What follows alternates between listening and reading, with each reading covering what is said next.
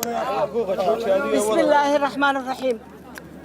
مقعي هو أدنى آدم إسماعيل وحنا هي مواطن سوماليلاند waxa maanta farxad weynay inaan magaalada Hargeysa aan codkayga ka dhiibo oo aan saf aad u dheer aan saaka soo galo waxaan u maleynayaa inaan kamid ahaa boqolkii ugu horeeyay ee codkooda ka bixiya goobtii stadiumka ee aan ka soo codeeyay sida aad u soo baxdeen haddii aad tihiin muwaadiniinta Somaliland waa dawladdu sida u yaalo weeyaan waxay tusaysaa adduunka in aynu Somaliland ay ka suura gasho wax dalal badan oo Afrika ka suura gali waayay wax ka suura gali waayay dalkan aynu jaarka nahay ee Soomaaliya dalkii Talyaanigu uu gumaysan jiray markii hore waxay tusaysaa dal badan oo kharash badan la geliyay oo ciidamo badan la geeyay oo si walba gacan looga siiyay inay inta iyo in u dhow ay sameyn kari waayeen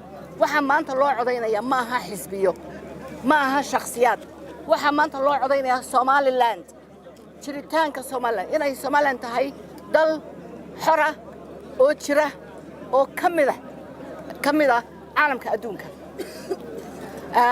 waxa kaliya iska bedelay doorashooyinkii hore wax weeyaan labada kaad laakiin niyadda muwaadiniintu waa halkeedii oo ay ka sii fiican tahay waxa kaliya isbedelay waxa weeyaan doorashado in yar naga yara raagtay oo abaarihii awgeed naga raagtay laakiin niyadda iyo dal jacaylka iyo shucuurta dadka Somaliland wax u sii kordha mooyee waxba kama dhicin waxaan maanta lagu faano ayaa maanta Somaliland ka dhacaya waxaan doonayaa sida quruxda badan ee aynu ugu soo baxnay in ummaduna hadhowto marka tiradu soo baxdo qofka hela loo hambaliyeeyo iyadoon si wanaagsan oo qurux badan oo sharaf leh qofka helana loogu hambaliyeeyo kuwa waayana ay ugu hambaliyeeyaan oo ay u qaataan waxa weeyaan waxa kaliya ee inagu habooni waxa weeyaan nidaamkaas shicibka hawshiisa waata shicibka hawshiisa imkana uu ka soo baxay horna uu ka soo bixi jiray imkana in mar kale ay ka soo baxaan baan doonayaa I'd like to say a few words in English and I'd like to speak to the international community. Somaliland today on the 13th of November 2017 is lining up for yet one more presidential elections. The Republic of Somaliland is known for its democratic elections. This is not the first time that the people of Somaliland have landed up in the sun, in the cold, to cast their vote. This is a biometric vote. I can only vote if I have this card and if my iris and my biometrics confirm that I am the person I'm claiming to be. I cannot vote twice. I cannot vote for somebody else. I will only vote for the person that I am, Edna Adan Ismail.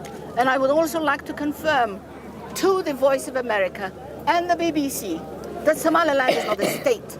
Somaliland is a country. Somaliland is a country which is the oldest country in the Somali inhabited Horn of Africa. It's older than Somalia. It's older than many other countries. It's the 12th country to be independent in the Horn of Africa. It is not a state. It has internationally defined territories. And when I hear the Voice of America and the BBC describing Somaliland as a state, I hope they feel ashamed. Because the British should know that British Somaliland was once part of the British Empire. And the United States should know that Somaliland has internationally defined boundaries and was also once the country that was the first independent nation in the Horn of Africa. It is not a state. It is not a region. It is not a district. It is not a zone. It's the Republic of Somaliland. Thank you very much.